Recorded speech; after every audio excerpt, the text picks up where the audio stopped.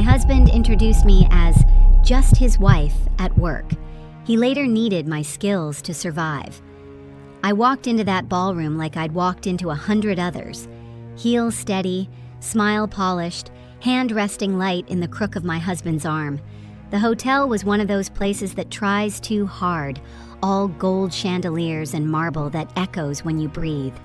The carpet was thick enough to silence footsteps, patterned in burgundy and gold, the kind of design that's meant to look expensive but just looks busy. Kevin's firm had rented out the entire floor for their annual leadership summit. Partners, senior associates, the people who mattered. He'd been talking about it for weeks. 3 weeks, actually. Every dinner conversation had circled back to it somehow. Who would be there, what it meant, how Richard Pemberton, the managing partner, would be watching. How this was his chance to show he belonged in those upper circles, the ones where decisions got made over golf and scotch and handshakes that counted more than contracts. Before we dive in, I want to ask you something. Where in the world are you listening from? Drop your city or country in the comments. I love seeing how far our community reaches. And if you haven't subscribed yet, now's the perfect time. Your support truly helps this community grow. Thank you for being here. I'd listened. I'd asked the right questions. I'd helped him choose his tie that morning, a deep burgundy that matched the hotel carpet, though he didn't know that yet. I'd spent 2 hours getting ready, not because I needed 2 hours, but because I knew the women there would notice, the other wives. The female associates trying to prove they belonged, everyone would notice, and I wanted them to see someone who fit. I'd chosen the dress carefully, navy, tailored, the kind that says competent without trying to compete, sleeveless but not provocative, hem just below the knee, a subtle drape at the waist. I wasn't there to overshadow. I was there because he'd asked me to come, said it would mean something to have me there, said these people needed to see the man behind the billable hours, the one who had a life, a wife, stability. I believed him. We'd been married 6 years. I knew how to do this. The room smelled like expensive cologne and ambition. Someone had opened the French doors to the terrace, and warm air drifted in, carrying the scent of boxwood and chlorine from the pool below. The bar was positioned at the far end, backlit, bottles glowing amber and gold. Waiters moved through the crowd with trays of champagne in tall flutes and something darker in short glasses. The ceiling was high, coffered, painted white with gold leaf details that caught the light from the chandeliers. Kevin's hand tightened on my elbow as we approached a cluster of men near the bar. I recognized 2 of them from the photos on his desk. Senior partners, the ones who decided futures. Richard Pemberton and James Whitmore. Richard was tall, silver-haired, the kind of man who'd probably been handsome once and still carried himself like he was. James was shorter, rounder, with glasses that caught the light when he turned his head. They turned when we walked up, and their smiles were the kind you practice. Professional, measured. The kind that meant they were already calculating what you could do for them. "Kevin," Richard said, extending a hand. His grip was firm, performative. "Good to see you." "Richard James," Kevin said, and his voice had that pitch it always got around these people. Slightly higher, slightly smoother, like he was trying to sand down the edges of himself. "I want you to meet my wife." I extended my hand.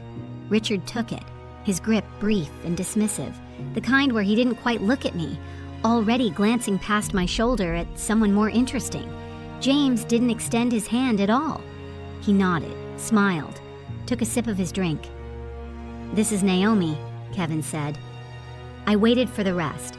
I waited for him to mention that I'd just finished my MBA from Emory, that I'd graduated top of my class, that I'd been consulting independently for the last 2 years, helping mid-sized firms restructure their operations, building efficiency models that actually worked, that before that I'd spent 5 years in corporate strategy at a Fortune 500 company where I'd led a team of 12 and managed a budget that had more zeros than most people saw in a year. I waited for him to say something, anything, that acknowledged I was more than the woman standing beside him. "Just my wife," he said. and he smiled when he said it, proud, like he'd introduced a prize he'd won. The men nodded, polite but already looking past me.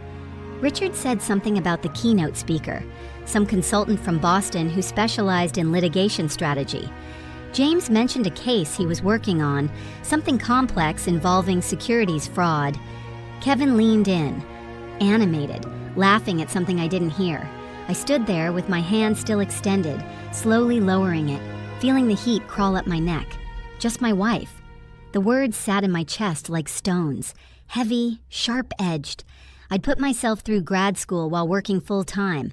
I'd pulled all-nighters running financial models, stress testing scenarios, presenting to boards full of men who looked like Richard and James and expected me to stumble. I'd negotiated contracts worth millions. I'd built frameworks that saved companies from collapse. I'd been called brilliant by people who didn't owe me anything, who'd hired me because I delivered results they couldn't get anywhere else. And in that room, in front of the people who controlled my husband's career, I was just his wife. Kevin didn't notice. He was already laughing at something Richard said, leaning in, performing. His hand had dropped from my elbow. I stood there, slightly behind him now, out of the natural circle they'd formed. I watched the way they angled their bodies, closing the space, making it clear without words that I wasn't part of this conversation. I stepped back. Nobody moved to include me. Nobody even glanced in my direction. I watched my husband, the man who'd sat across from me at dinner 2 nights ago while I talked through a particularly complex client problem, a distribution company with inventory issues that were bleeding them dry. The man who'd nodded along, asked a few questions, told me he was proud of me. I watched him reduce me to decoration. I smiled. I kept my face pleasant. I excused myself to get a drink. Nobody acknowledged that I'd spoken. At the bar, I ordered a glass of white wine I didn't want and stood there longer than necessary, letting the bartender take his time. He was young, maybe mid-20s, with the careful politeness of someone who'd been trained to be invisible. He poured the wine slowly, precisely, set it on a napkin, and moved to the next customer without meeting my eyes. I could see Kevin from where I stood. He was working the room now. Richard and James had moved on to another group, and he was shaking hands with a woman in a red dress, someone I didn't recognize. Her laugh carried over the low hum of conversation. He looked happy, comfortable, in his element. I wasn't angry yet. I was something quieter than that, something that sits in your chest and waits. I took a sip of the wine. It was cold, slightly sweet, unremarkable. A woman approached the bar beside me, older, maybe in her early 60s, her hair cut sharp and gray at the temples. She wore black, simple, expensive, diamond studs in her ears. She ordered a scotch, neat, and glanced at me while she waited. "First time at one of these?" she asked. Her voice was low, textured, the kind that suggested she'd spent years in rooms like this. "Yes," I said. "It gets easier," she said. She took her drink from the bartender, held it up to the light for a moment like she was checking the color. "Or you stop caring. One of the two."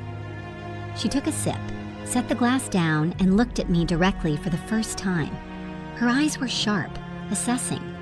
"Let me guess," she said. "You have a career, something real. And tonight you're supposed to smile and be decorative and not mention that you're probably smarter than half the men in this room." I stared at her. She smiled, but it wasn't warm. "I've been coming to these for 30 years, she said. "I've seen 1,000 versions of you. Young, accomplished, trying to figure out if you imagine the disrespect or if it's actually happening." "I didn't imagine it," I said quietly. "No," she said. "You didn't." She picked up her glass and walked away before I could ask her name, disappearing into the crowd near the terrace doors. I stood there holding my wine and wondered if that was my future. 30 years of these events, learning to stop caring, learning to accept being erased. I stayed at that summit for 3 more hours. I smiled at strangers. I made small talk with other wives, women who spoke in careful tones about book clubs and vacation homes and children's sports leagues. One of them, A blonde woman named Catherine, whose husband was a junior partner, asked what I did. "I consult," I said. "Oh, how nice," she said, in a tone that suggested it was neither nice nor particularly interesting. "What kind of consulting?" "Operational strategy," I said. "Business restructuring, efficiency modeling, that sort of thing." She nodded, her eyes already glazing over. "That sounds complicated." "It can be," I said. "I thought about going back to work," she said, "but with the kids and everything, it just didn't make sense. Maybe when they're older." She said it like it was a choice, like staying home was some kind of noble sacrifice, and not the result of 1,000 small calculations about whose career mattered more. Maybe it was a choice for her. I didn't know, I didn't ask. Another woman joined us, introduced herself as Patricia. She was younger, maybe late 20s, wearing a dress that was slightly too formal for the event, like she was trying too hard. She asked about my dress, where I got it, whether I shopped in Atlanta or traveled for clothes. I answered politely. I didn't mention that I'd bought the dress online in 15 minutes because I didn't have time to go shopping, because I'd been on a call with a client in Houston who needed a turnaround plan for their failing logistics division. I didn't mention my work again. Nobody asked. Kevin found me near the end of the night. His face flushed from whiskey and success. The keynote had gone well, apparently. He'd spoken to Richard twice more, had exchanged business cards with someone from a firm in Charlotte who might have work for him. He put his arm around my waist and kissed my temple. "You were perfect," he whispered. His breath smelled like bourbon. His hand was warm through the fabric of my dress. I didn't ask what he meant. I already knew. We drove home in silence. He scrolled through his phone, reading emails, occasionally laughing at something. I watched the city slide past the window, the lights blurred and distant. Atlanta at night always looked softer than it was, gentle, like someone had smudged the edges of all the buildings. We lived in Buckhead in a house that was too big for 2 people, but appropriate for someone at Kevin's level. That's how he described it when we bought it. Appropriate. The kind of house that said he was serious, established, worthy of partnership. When we got home, I went upstairs and took off the navy dress. I hung it in the closet, all the way in the back, where I wouldn't have to see it. Then I sat on the edge of the bed and stared at the wall. The bedroom was decorated in grays and whites, clean lines, minimal. Kevin had wanted it modern. I'd gone along with it. Now it felt cold, like a hotel room, like a place where strangers slept.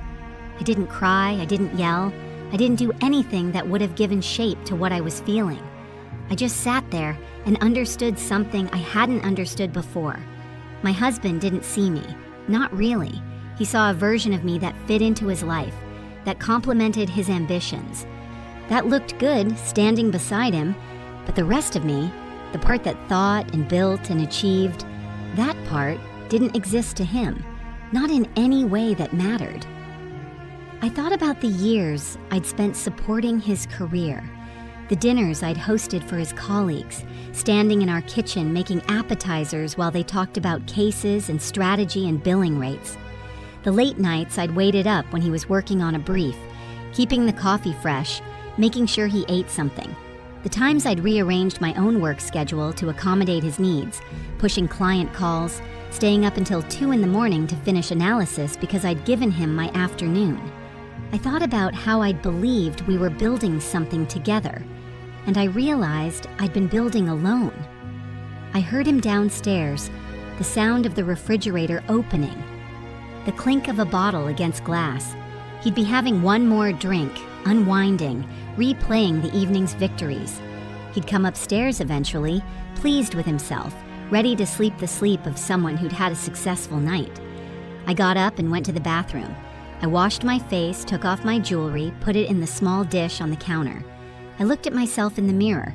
My makeup was still perfect. My hair was still smooth. I looked exactly like I had when I'd walked into that ballroom. But something had changed. Something I couldn't see but could feel, like a door closing somewhere deep inside. The next morning, I woke up before Kevin. I lay there in the gray light, listening to him breathe, and I tried to remember the last time we'd had a real conversation, not logistics. Who was picking up groceries? When his mother was visiting? What time we needed to leave for dinner? But a real conversation, the kind where you share thoughts, ideas, where you're curious about what the other person is thinking. I couldn't remember. I got up quietly, went downstairs, made coffee. The kitchen was silent except for the hum of the refrigerator, the drip of the coffee maker. I stood at the counter and waited for it to finish, watching the dark liquid fill the pot, the steam rising. Kevin came down 20 minutes later, already dressed, already on his phone. He poured coffee into a travel mug, kissed me on the forehead without looking at me, and left. "Good meeting this morning," he said as he walked out. "Might be late tonight." The door closed. The house was silent again. I stood there with my coffee and thought about the previous night. About standing in that ballroom, about being introduced as just his wife. And I thought about all the other times, smaller moments I dismissed or excused or explained away. Like the time we'd been at dinner with another couple, friends from his law school, and the wife had asked what I did. Before I could answer, Kevin had said, "She does some consulting work, keeps her busy." Like it was a hobby, like I was filling time between real responsibilities. Or the time I'd mentioned a particularly challenging project I was working on, a complete operational overhaul for a manufacturing company, and he'd listened for maybe 30 seconds before changing the subject to a case he was working on. He'd talked for 20 minutes. I'd listened to every word. Or the time his mother had visited and asked me what my plans were for contributing to the family, and Kevin had just smiled, hadn't corrected her assumption that I wasn't already contributing, that my income wasn't already paying for half of everything we had.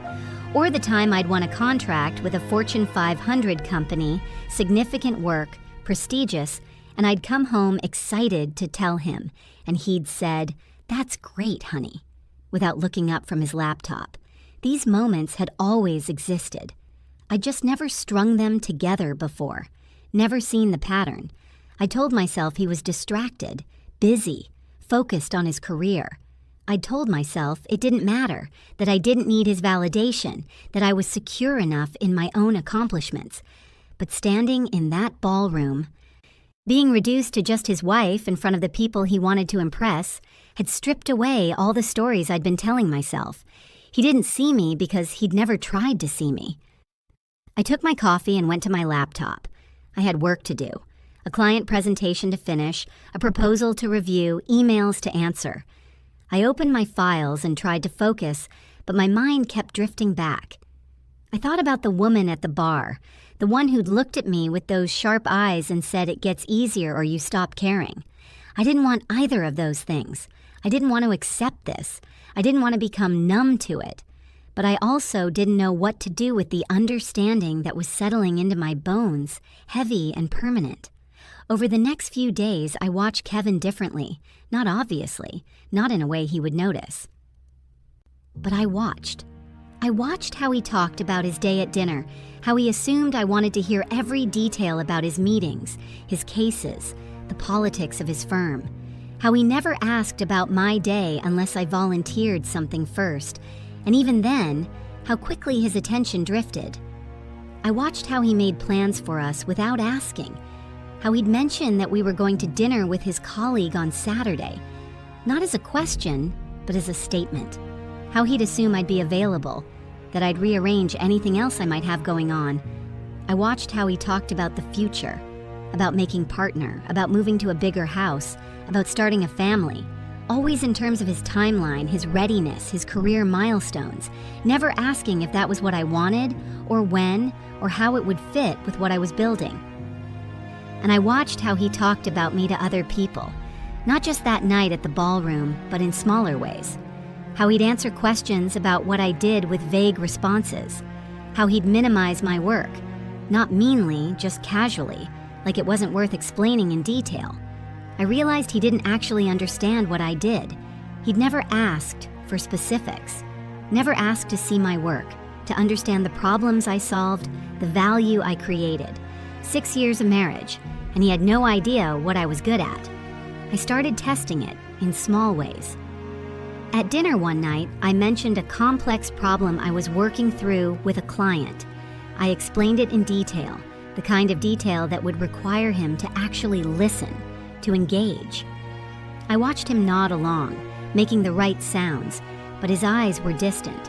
When I finished, he said, "Sounds like you've got it handled," and started talking about something else. Another night, I mentioned that I'd been approached about a speaking opportunity at a national conference. He said, "That's nice," and asked if I'd picked up his prescription. I stopped talking about my work at dinner. He didn't notice. I started coming home later, staying at coffee shops to work instead of rushing back. He didn't ask where I'd been. I stopped asking about his day first, waited to see if he'd ask about mine. He rarely did. These were small experiments, quiet tests, and they all confirmed the same thing. I was optional to him. My thoughts, my work, my ambitions, they were background noise in his life.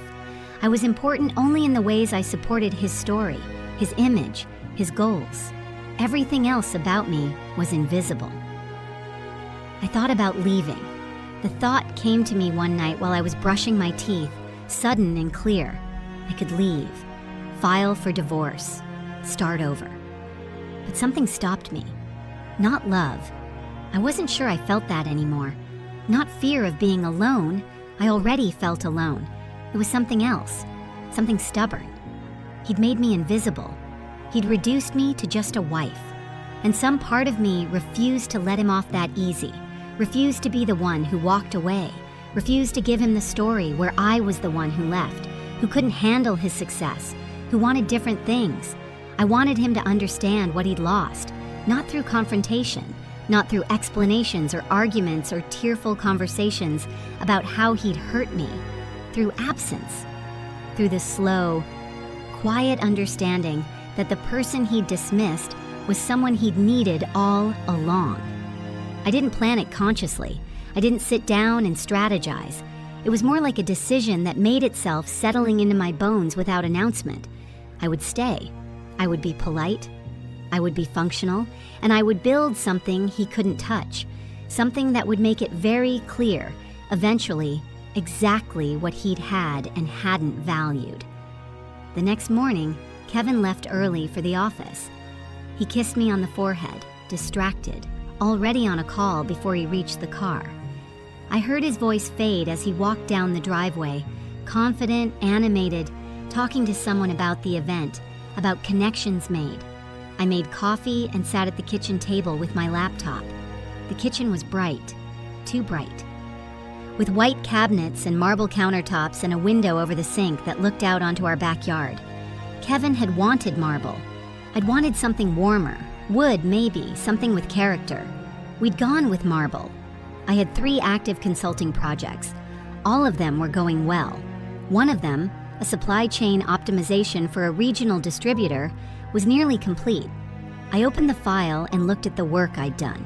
60 pages of analysis, detailed recommendations, implementation timelines, hours of interviews with their team, walking their facilities, understanding how product moved from their warehouse to retail locations.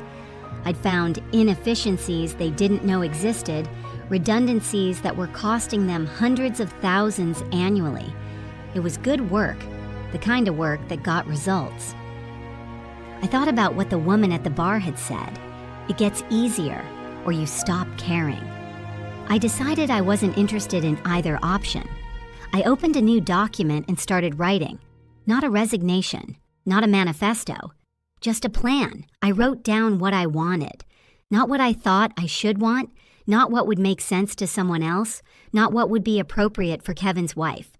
What I actually wanted, a career that didn't apologize for existing, respect that wasn't conditional on someone else's mood, a life where I wasn't just someone's wife, recognition for work I'd already done, space to be ambitious without being apologetic, the freedom to schedule my own time, professional relationships with people who saw me as a colleague, not a spouse.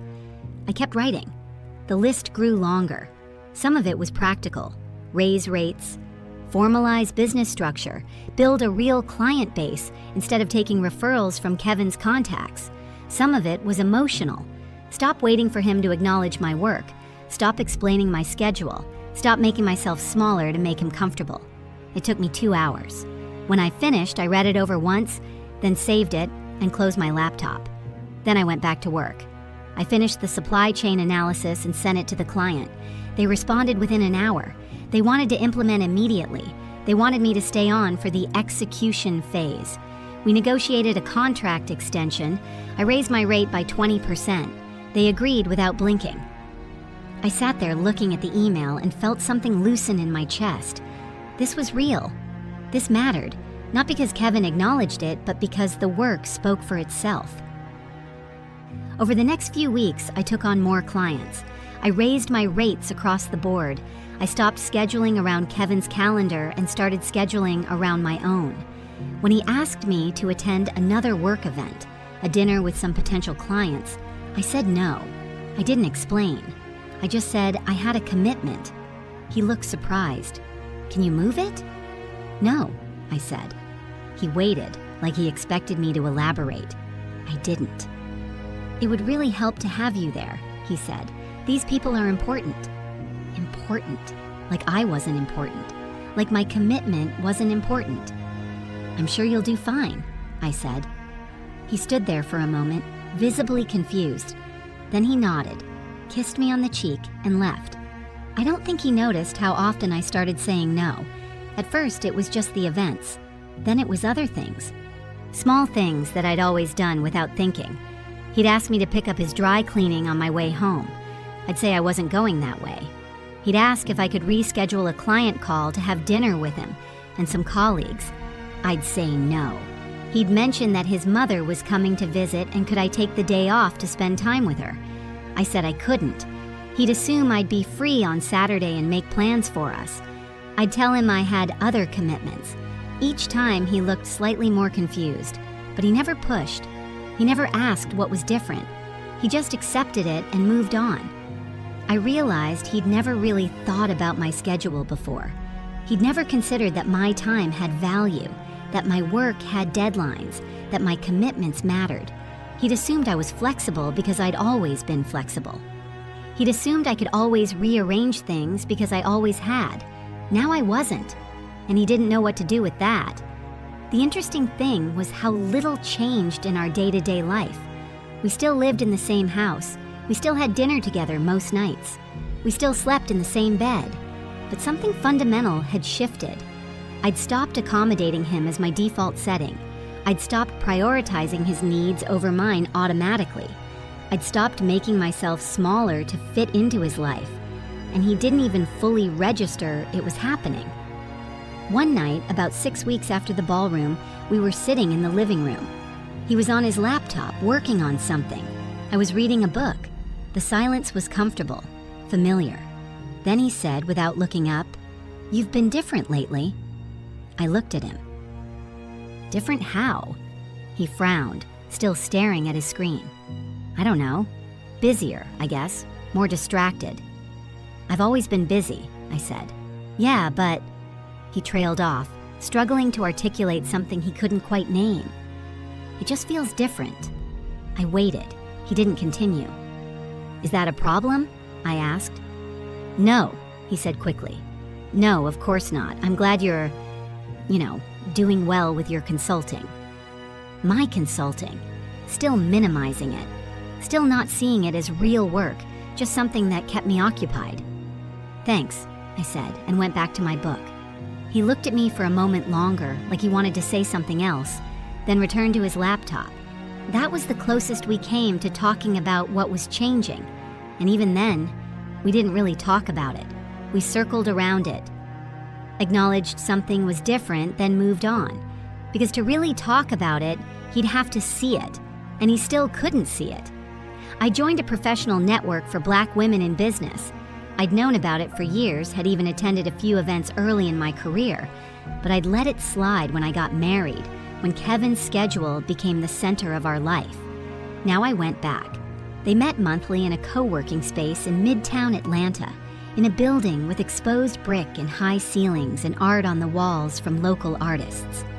The space was vibrant, alive, full of women who looked like me, who understood what it meant to navigate rooms where you were the only one, where you had to be twice as good to be considered half as qualified. The first meeting I attended after my return, I sat in the back and listened. The topic was negotiation strategies. A woman named Simone, who ran her own consulting firm specializing in organizational development, was leading the discussion. She was probably in her late 40s, wearing a white blouse and black pants, simple gold jewelry. Her voice was clear, direct, no nonsense. "The mistake we make," she said, "is thinking we need permission to ask for what we're worth. You don't need permission, you need clarity. Know your value, know your floor, and know when to walk away."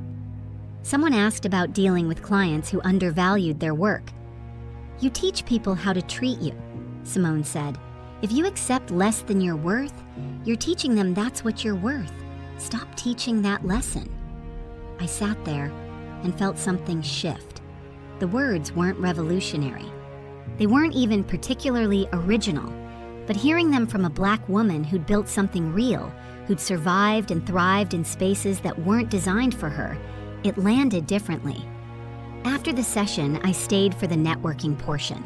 Coffee and small sandwiches, women clustering in groups, exchanging cards, talking about projects and challenges and wins. I stood near the window and watched, not quite ready to jump into conversations, but not ready to leave either. Simone approached me. "You're new," she said. "Or new again." "New again," I said. "What brought you back?" I thought about how to answer that. I thought about that ballroom, about Kevin's hand on my elbow, about being introduced as just his wife. "I got tired of being invisible," I said. She nodded like that made perfect sense. "What do you do?" "Operational consulting, business restructuring, efficiency analysis, that kind of work." "Independent?" "Yes, for now." "You any good?" "Yes," I said, without hesitation, without hedging or qualifying or downplaying. She smiled. "Good." Women who know they're good are rare. Most of us are taught to hedge, to qualify, to make ourselves smaller so we don't threaten anyone. She handed me her card. "You ever thought about formalizing your practice? LLC, proper contracts, marketing?"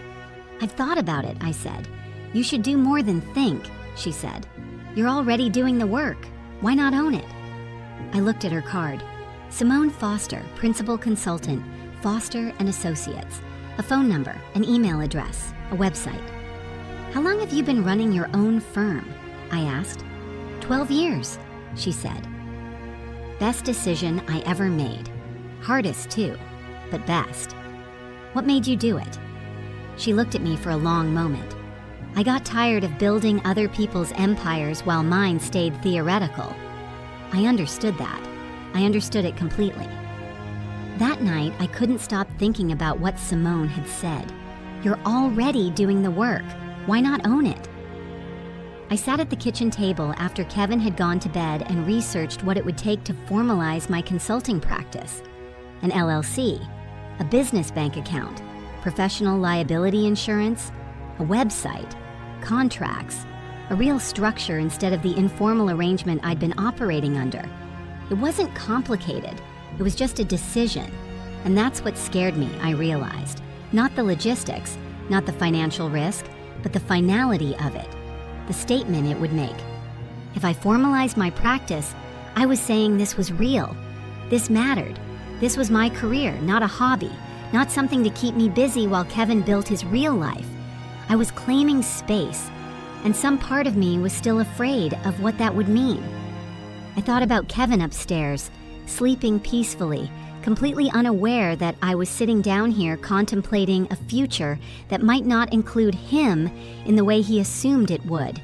And I realized that his unawareness was exactly the problem. I registered an LLC 3 weeks later, Carter Consulting Group. Carter was my maiden name. I'd kept it as my middle name when I got married, a compromise that felt important at the time. Now I was using it professionally, reclaiming something I'd set aside. The process was simple. Fill out forms, pay fees, wait for confirmation. 2 weeks later, I had official documents. I existed on paper as something separate from Kevin, from our marriage, from the life we'd built that suddenly felt like it belonged more to him than to me. I didn't tell Kevin right away, not because I was hiding it exactly, just because I knew he wouldn't really understand what it meant. He'd say congratulations, tell me he was proud, then change the subject. And I didn't want to hear that. I didn't want his casual approval of something that felt momentous to me. So I kept it to myself. I built a website. Nothing fancy, just clean and professional. Services offered, client testimonials from the work I'd already done, a contact form. I hired a graphic designer from the network to create a logo, something modern and sophisticated. She did it for a fraction of what she normally charged because, she said, she believed in supporting other Black women in business. When the website went live, I sat there staring at it for a long time. My name, my company, my work. It was real. I launched it on a Tuesday. By Friday, I had 2 inquiries. By the end of the month, I had more work than I could handle. I reached out to former colleagues, people who knew my work from my corporate days. I told them I was taking on new clients, that I'd formalized my practice, that I was available for projects. The response was immediate. People remembered me. People remembered the results I delivered. One of them, a former VP I'd worked under, hired me on the spot to help with a merger integration his company was struggling with. It was a 6-month contract, substantial money, the kind of project that would establish credibility. I took it. And I worked harder than I'd ever worked before. Not just because I wanted the project to succeed, but because I was proving something. Not to Kevin, not even to my clients, really, to myself. I was proving that I could do this, that I was good enough, that the invisible woman at the ballroom was actually someone substantial, someone capable, someone who mattered. The work was exhausting. There were nights I didn't get home until 9 or 10, nights I fell into bed too tired to think. There were mornings I woke up before dawn to prepare for client meetings, to review analysis, to solve problems that felt impossible. And through it all, Kevin barely noticed. He'd comment occasionally that I seemed busy. He'd ask if everything was okay, if I was taking on too much. But he never asked for details, never wanted to understand what I was actually doing. It was like watching someone look directly at you and see nothing. One evening, about 4 months after I'd launched Carter Consulting Group, I came home to find Kevin sitting at the kitchen table with paperwork spread out in front of him. "Hey," he said, looking up. "I was thinking we should sit down this weekend and go over our finances, plan out the next year or so." "Sure," I said, setting down my bag. "I want to talk about the house," he continued. "I think we should start looking at upgrading. Something in a better neighborhood. Now's a good time while the market's favorable." I poured myself a glass of water and leaned against the counter. "What brought this on?" "Well, if I make partner in the next year or two, we'll need something more. Appropriate. Somewhere we can host properly, entertain clients, you know? Appropriate, that word again. Have you thought about cost?" I asked. "We'll make it work," he said confidently. "My income's going up. We'll be fine." My income's going up, not our income, his. "What about my income?" I asked quietly. He looked up, surprised. "What about it?" "You're making financial plans for us. Have you factored in what I'm making?" "Well, sure, but..." He waved a hand vaguely. "I mean, your consulting is great, but it's not really stable income, is it? I'm talking about planning around my partnership track." I stood there holding my glass of water and felt something crystallize inside me. He genuinely didn't know. He didn't know that I'd built a business, that I had a 6-month contract worth more than he made in a quarter, that I had a pipeline of clients, a growing reputation, real revenue. Because he'd never asked. "Kevin," I said carefully, "do you know how much I made last year?" He blinked. Not exactly. I mean, I know you're doing well, but we don't really talk about specific numbers." "I made more than you did," I said. The silence that followed was profound. He stared at me. "Really? Really? But how? I mean, you're just..." He didn't finish the sentence, but I knew what he was going to say.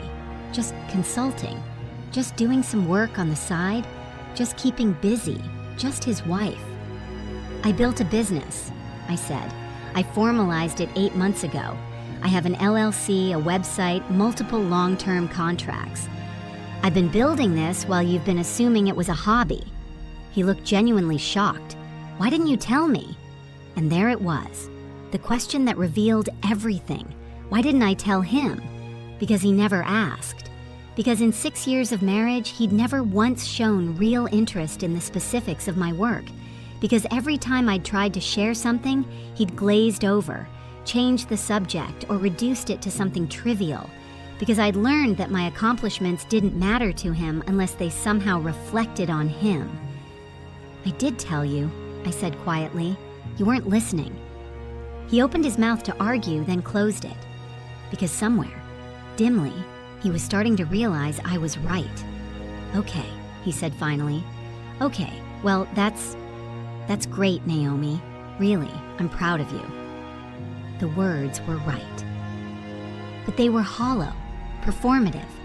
He was saying what he thought he should say, not what he actually felt.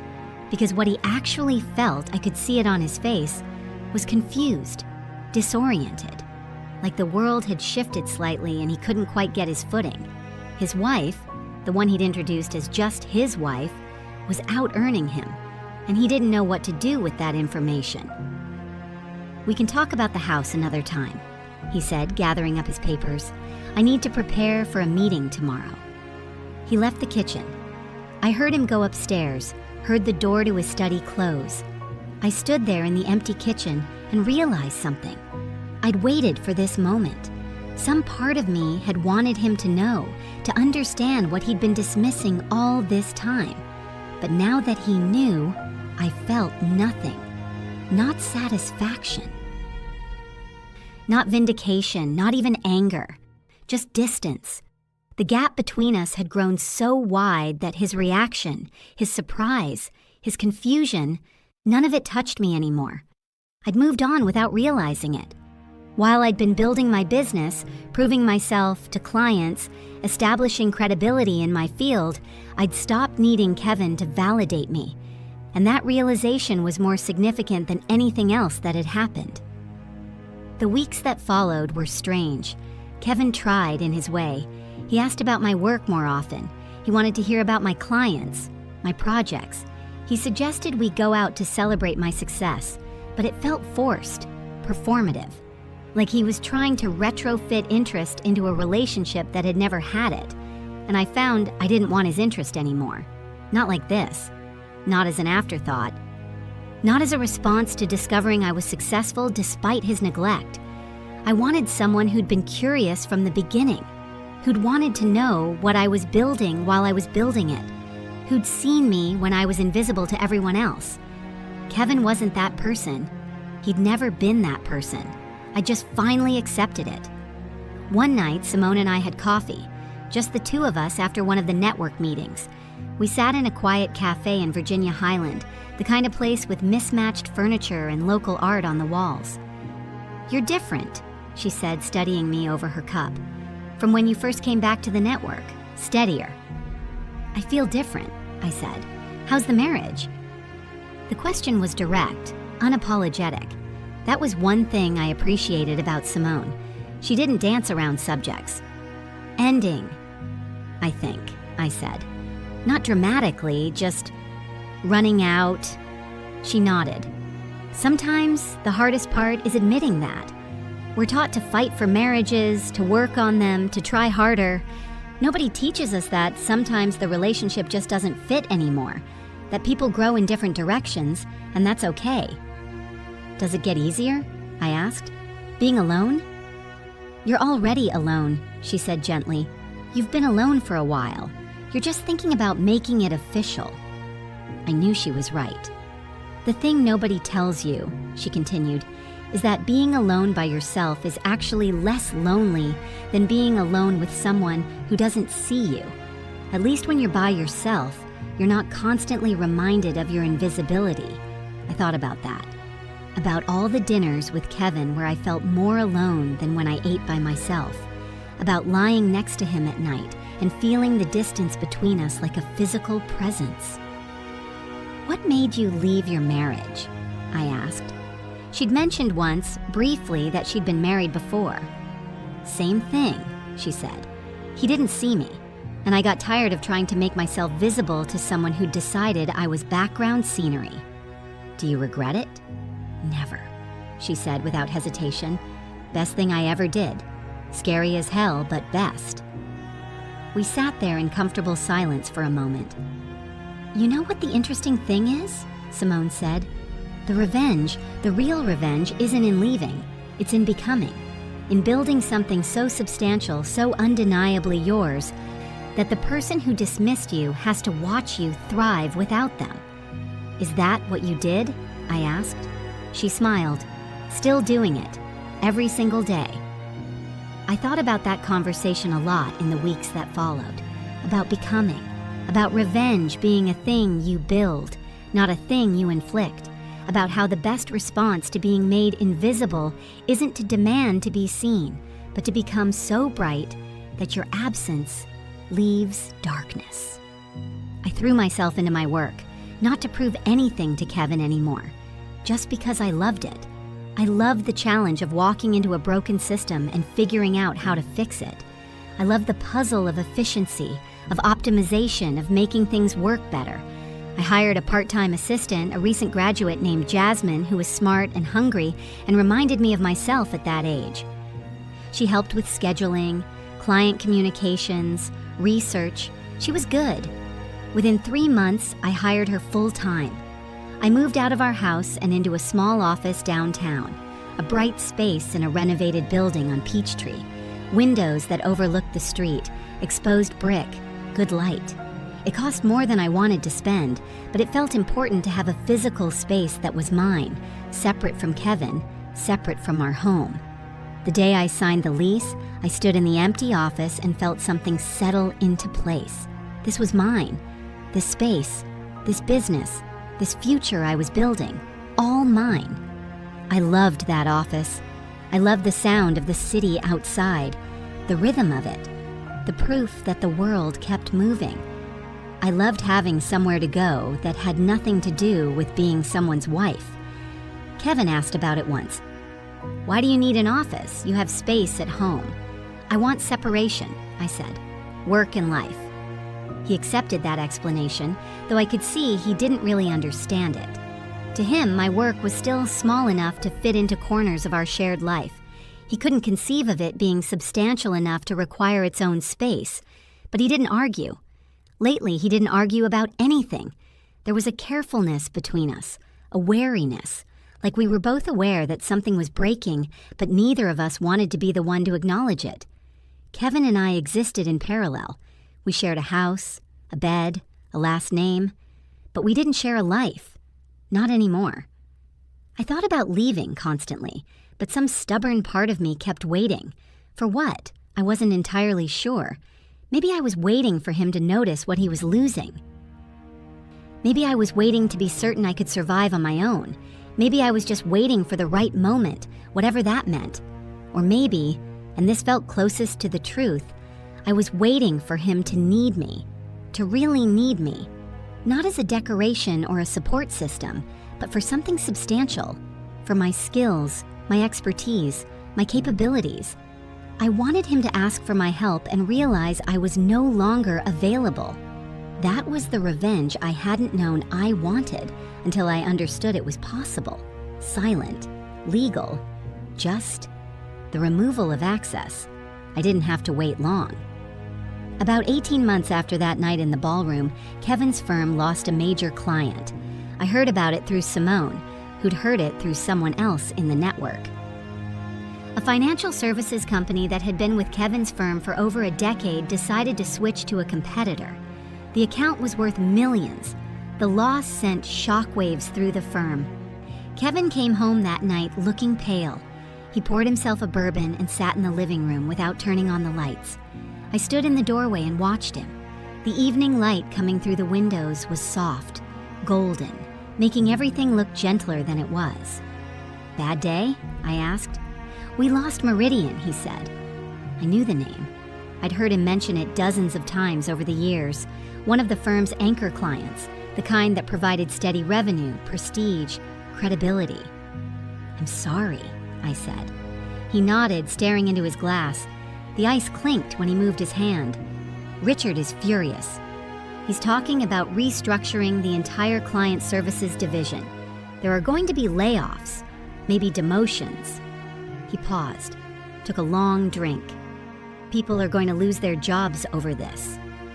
I said nothing. I leaned against the door frame and waited. He wants a complete overhaul of how we do client retention. New systems, new processes, everything. He looked up at me, and for the first time in a long time, he actually seemed to see me. He's bringing in consultants, outside people. He asked if I knew anyone who could handle something like this. I felt something cold settle in my stomach. What did you tell him? I asked. I said I'd ask around. He took another drink, set the glass down carefully. But I was thinking, you do this kind of work, don't you? Operational consulting, process improvement, client retention systems? Yes, I said. This would be big, really big. The kind of project that could... He trailed off, struggling with something. If I could bring in someone good, someone who could actually fix this, it might save my position. Maybe even get me back on track for partnership. I stood there and felt everything crystallize into absolute clarity. For 18 months, I'd been building my business, making a name for myself, establishing credibility, becoming someone substantial in my field. And he'd noticed none of it. Not until he needed something from me. Not until my skills could serve his career. Now suddenly I was visible. Now suddenly what I did mattered because it could help him. Could you help? He asked. I mean, would you be willing to take this on? It would be huge for the firm, for me. If I could bring in someone who could actually fix this, someone Richard trusts, it might save my career.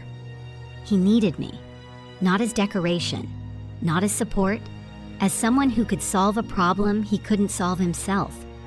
After 18 months of being invisible, I was suddenly visible because he needed something. I looked at him sitting there in the dim light, desperate and hopeful and completely oblivious to the irony of what he was asking. I'm fully booked, I said. The words came out calm, easy, like I was turning down a cold call. His face shifted. I could talk to Richard, get you whatever rate you need, priority timeline, whatever you want. This is important, Naomi. This could save my career. Save his career, not our future, not our marriage, his career. I appreciate the offer, I said, but I don't have the bandwidth. You could make room, he said, and there was an edge to his voice now, something between pleading and demanding. Just this once. I wouldn't ask if it wasn't important. I thought about all the times I'd made room for him, all the times I'd rearranged my schedule, my work, my life to accommodate his needs, all the times he'd assumed I would, without ever asking if I could, if I wanted to, if it cost me anything. No, I said. He stared at me like I'd slapped him. Why not? He asked. I could have explained. I could have told him exactly why, laid out every moment he'd dismiss me, every time he'd made me invisible, every assumption he'd made about my time being less valuable than his. I could have reminded him about that ballroom, about being introduced as just his wife, about standing there while he reduced me to decoration in front of the people who controlled his future. I could have told him that I'd spent 18 months building something he'd never bothered to understand, creating value he'd never acknowledged, becoming someone he'd never seen. But I didn't owe him an explanation. I didn't owe him anything. Because I have other commitments, I said. I walked upstairs and left him sitting in the dark. Later that night, I lay in bed and listened to him moving around downstairs, the clink of glass, the sound of cabinets opening and closing, his footsteps, slower than usual, heavier. I didn't feel guilty. I didn't feel angry. I didn't feel anything sharp or hot or immediate. I just felt certain. This was right. This was the natural consequence of 18 months of dismissal. 6 years of invisibility, countless moments of being reduced to something less than I was. He taught me that I didn't matter to him. Now he was learning what that actually meant. He tried again the next morning. I was in my home office on a call with a client in Denver when he knocked on the door. I held up a finger, finished the call, then looked at him. He was holding papers, printouts of something. His hand was shaking slightly. "I talked to Richard this morning," he said. "He's willing to meet whatever your standard rate is, plus a premium for priority service. He really needs someone good, Naomi, someone who can turn this around fast."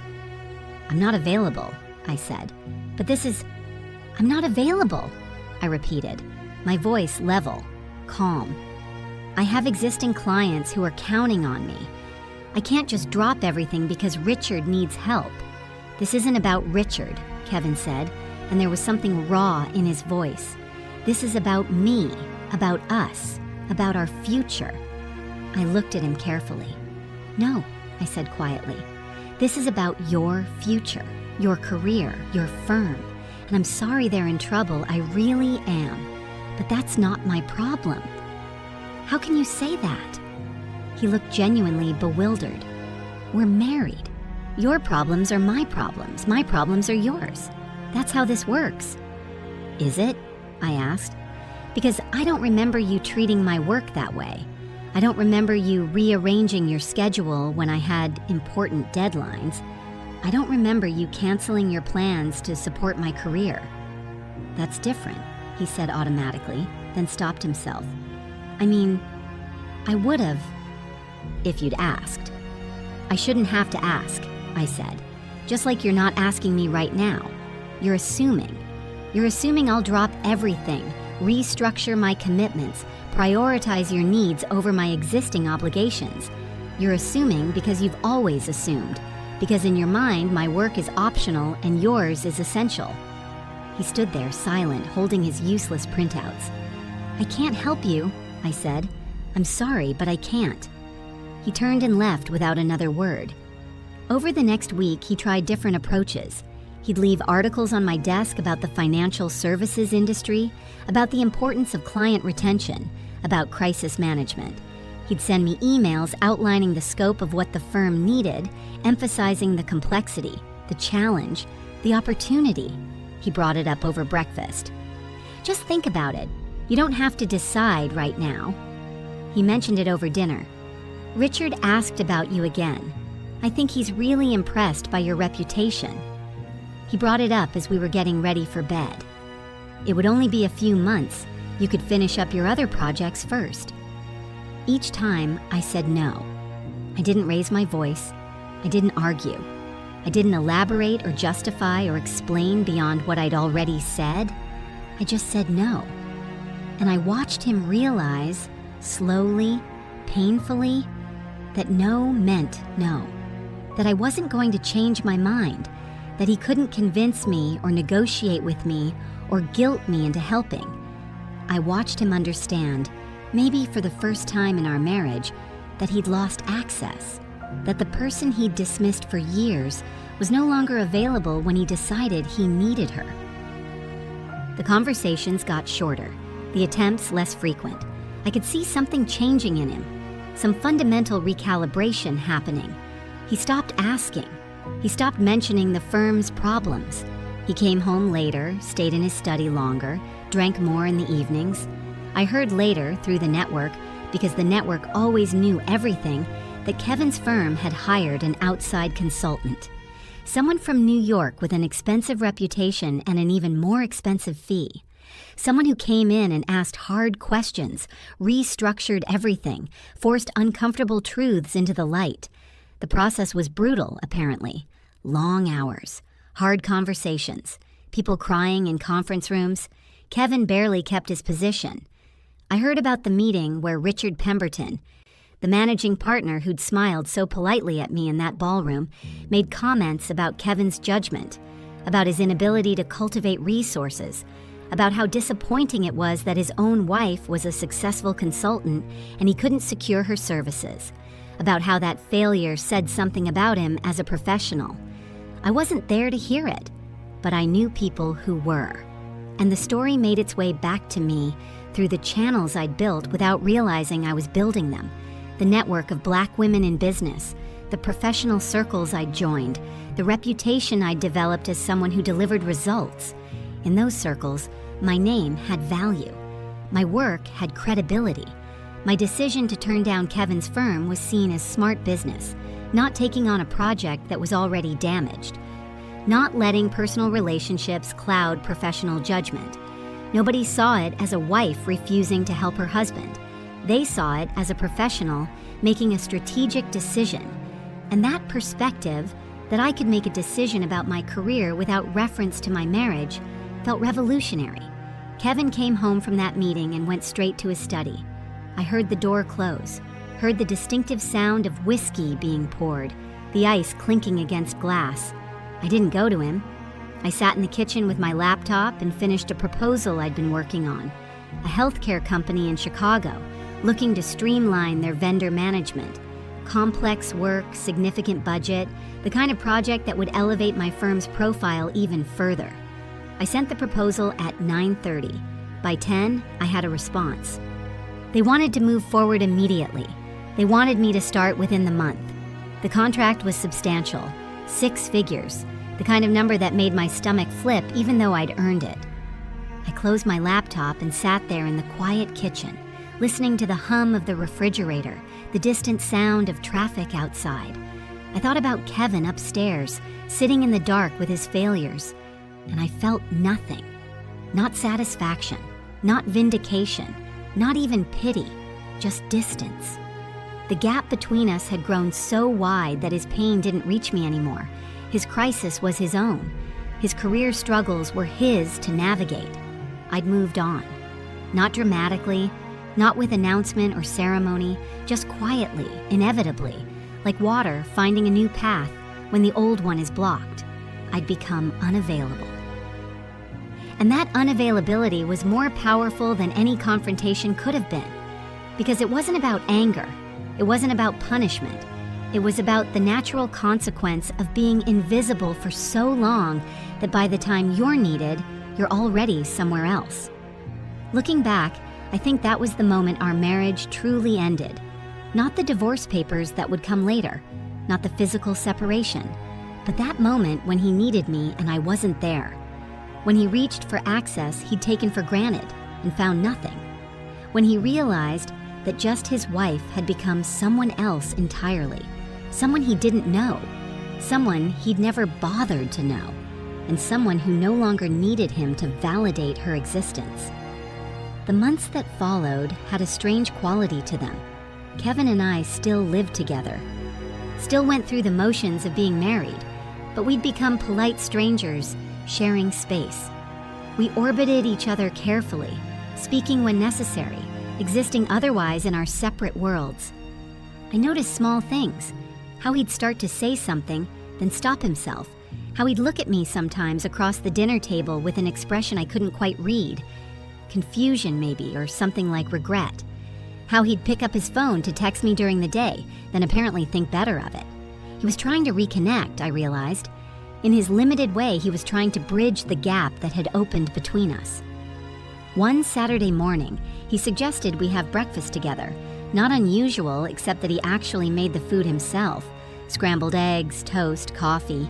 He set it all out on the table like he was proud of the effort. I thought it would be nice, he said, to have a real breakfast together. We haven't done that in a while. I sat down. I ate the eggs, which were slightly overcooked. I drank the coffee, which was too weak, and I made pleasant conversation about nothing in particular, but I didn't soften.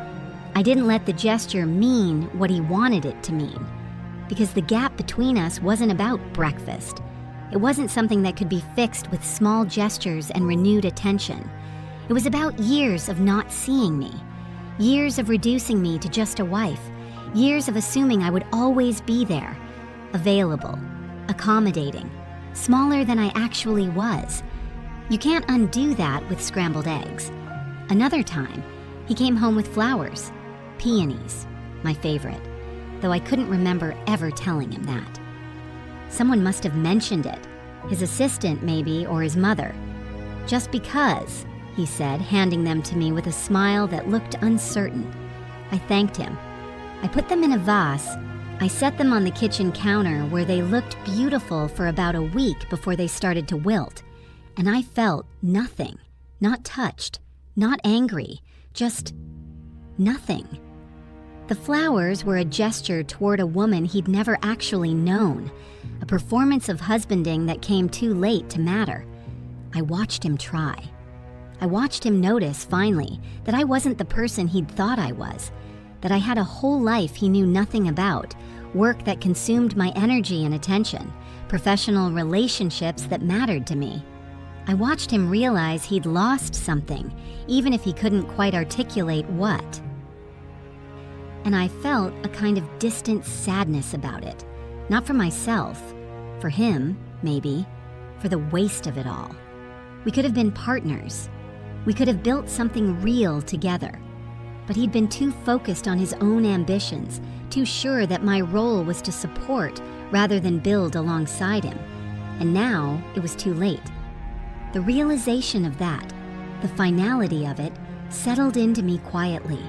There was no dramatic moment, no fight or revelation, just a slow, steady understanding that this marriage was already over. We just hadn't made it official yet.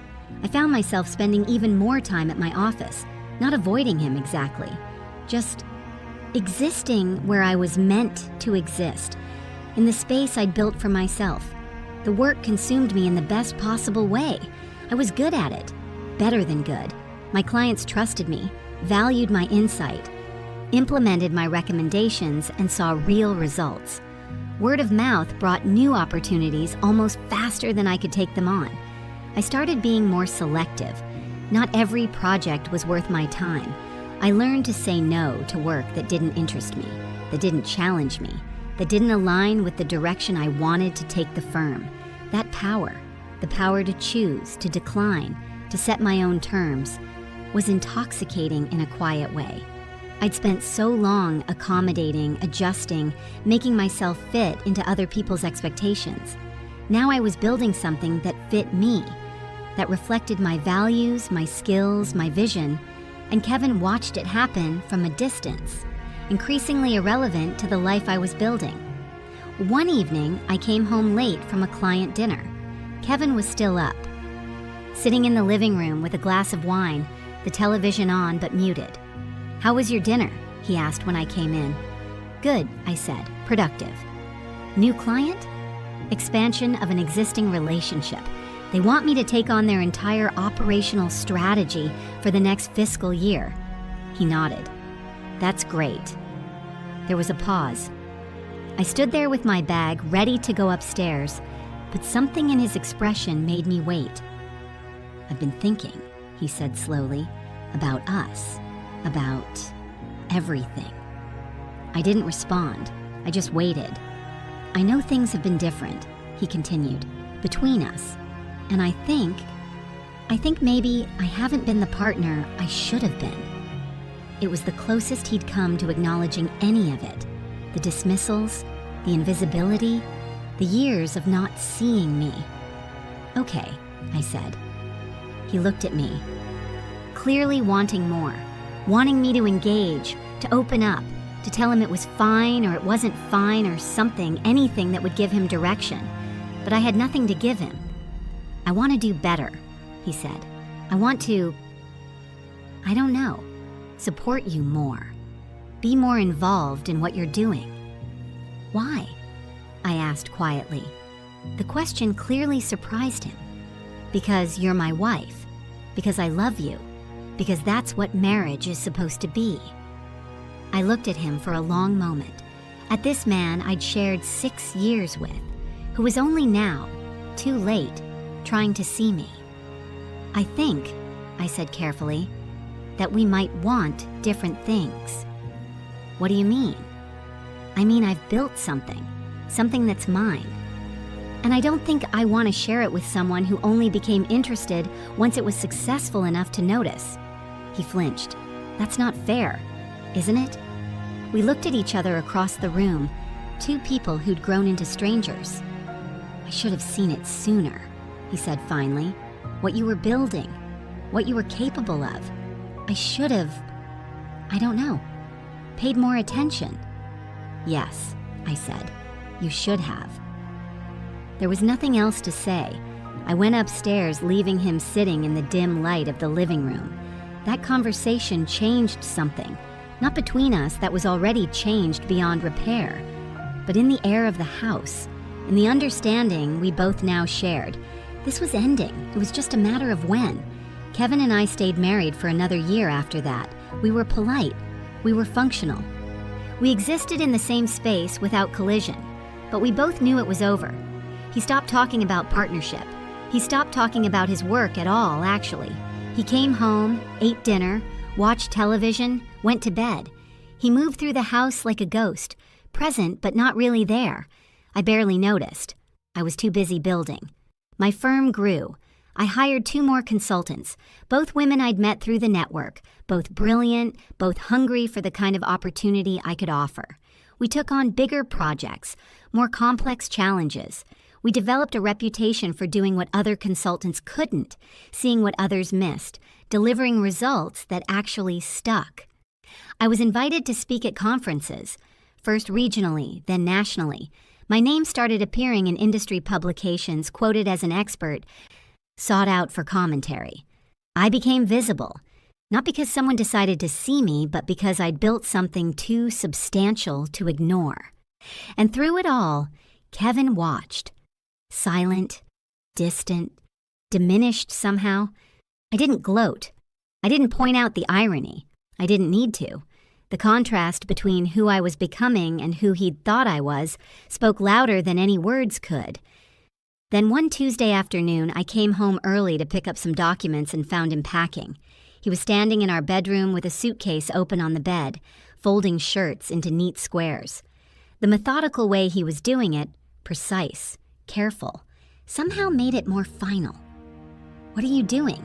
I asked from the doorway. He didn't look up, kept folding. "I got an offer, a firm in Charlotte, smaller than here but good reputation. They want me to start in 3 weeks. I leaned against the doorframe, watched him pack. "Are you asking me to come with you?" He stopped then, his hands still on the fabric. He didn't look at me. "I don't think that would work," he said quietly. "No," I said. "I don't think it would." He nodded. We stood there for a moment, 2 people who'd run out of things to say years ago, finally admitting it. "I'm sorry," he said finally, "for how things turned out." I thought about all the ways I could respond to that, all the things I could say about how things didn't just turn out, how they were built piece by piece through choices and dismissals and moments of carelessness that compound over time, about how he'd had years to see me and had chosen not to, about how he'd reduced me to just a wife and was now surprised to find I was something more. But I was tired of explaining things to people who wouldn't understand, tired of trying to make someone see what they'd chosen to ignore. "Good luck in Charlotte," I said. That was all. He left 2 weeks later.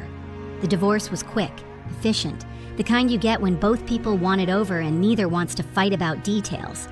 We split things fairly. He took the furniture, most of it anyway, the stuff he'd picked out, the stuff that mattered to him. I kept the house. I kept everything I'd built. The day the papers were finalized, I sat in my office downtown, my beautiful office with its windows overlooking Peachtree, its exposed brick. It's proof that I existed in the world as something separate and substantial, and I looked out at the city. It was late afternoon.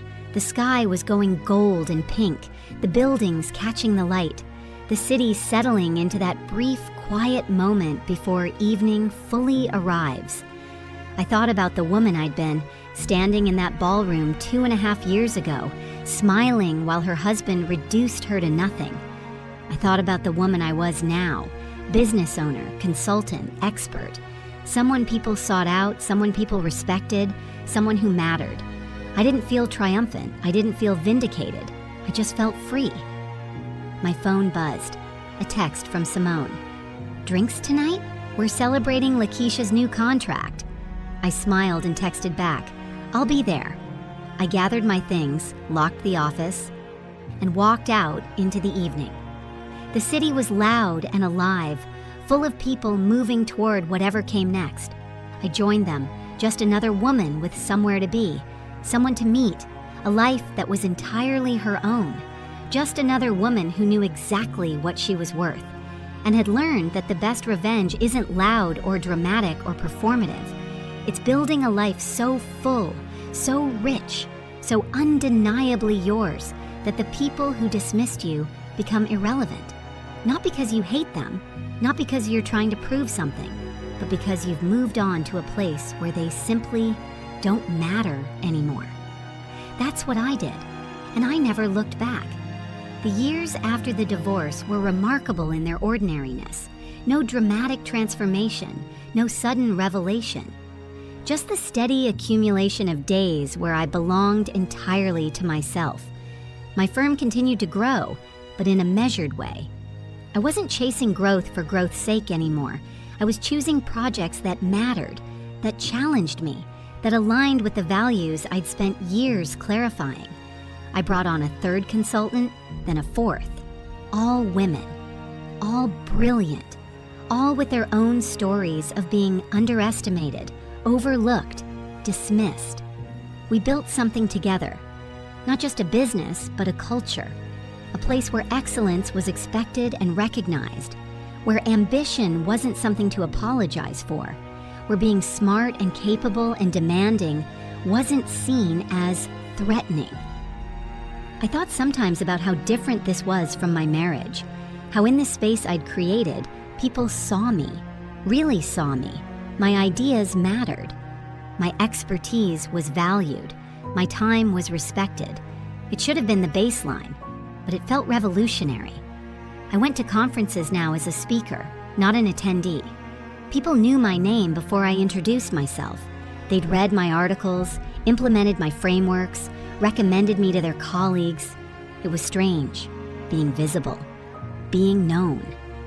After so many years of invisibility, it took time to adjust to people actually seeing me when I walked into a room, but I learned to carry it. The visibility, the recognition, the knowledge that I'd built this myself, from nothing, from those quiet mornings at the kitchen table when I decided to stop waiting for permission. I ran into people from Kevin's firm occasionally. Atlanta's professional circles overlapped in predictable ways. They were always polite, sometimes overly so, like they were trying to make up for that night at the ballroom, for all the times they'd looked past me. I was cordial, professional. I didn't hold grudges. I just didn't think about them very much. They belonged to a version of my life that no longer existed. One afternoon, about 3 years after the divorce, I was presenting at a professional development summit in Chicago. The topic was organizational transformation in times of crisis. The room was full, maybe 200 people, all of them there to hear me speak. I stood at the podium and looked out at the audience, and I had a moment of profound clarity. This was it. This was what I'd built. Not just the business, though that was substantial. Not just the reputation, though I'd earned that. But this moment, standing in front of people who wanted to hear what I had to say. Who valued my expertise. Who saw me as someone worth learning from. I thought about that woman at the bar, the one who'd told me it gets easier or you stop caring. She'd been wrong. Or maybe not wrong, exactly. Just incomplete. There was a third option she hadn't mentioned. It gets better. Not easier. Not numb. But better. Better because you stop measuring yourself against other people's perceptions. Better because you build something that speaks for itself. Better because you become unavailable to people who can't see your value. After the presentation, people came up to ask questions, to exchange cards, to tell me about their own challenges. One woman, probably in her 30s, waited until the crowd had thinned. "I just wanted to thank you," she said, "for what you said about knowing when to walk away from situations that don't value you. I needed to hear that." I looked at her. really looked at her, I saw myself in her eyes, the uncertainty, the hope, the quiet determination. "You already know what you need to do," I told her. "You're just waiting for permission. Stop waiting." She nodded, tears in her eyes, and walked away.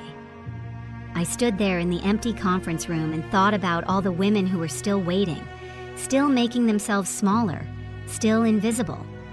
And I thought about how the best thing I could do was keep building, keep being visible, keep proving that it was possible to reclaim yourself, even after years of erasure. That was the real revenge, not against Kevin specifically, but against every system, every assumption, every casual dismissal that told women their work didn't matter as much. Their time was less valuable, their ambitions were negotiable. The revenge was thriving, was building empires while people who dismissed you had to watch from a distance, was becoming so undeniably excellent that your absence left a void no one else could fill. I thought about Kevin sometimes, not often and not with any strong emotion, just occasional curiosity about how his life had turned out. I heard he'd remarried, someone from his new firm in Charlotte. I hoped he was happy. I hoped he'd learned something.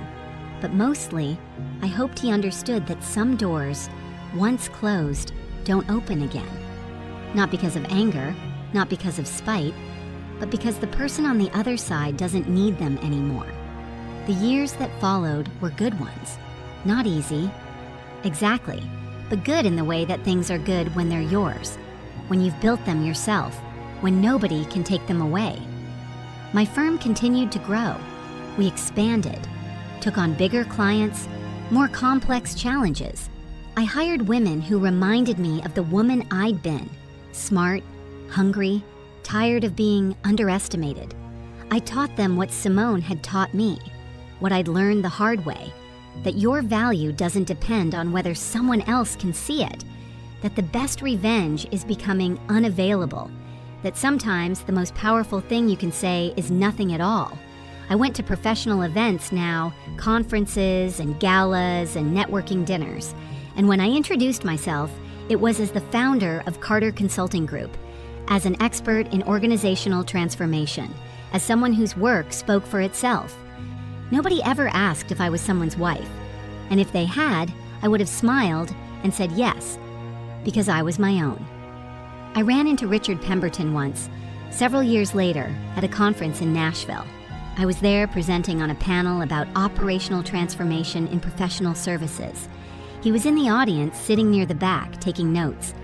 After the session, he approached me.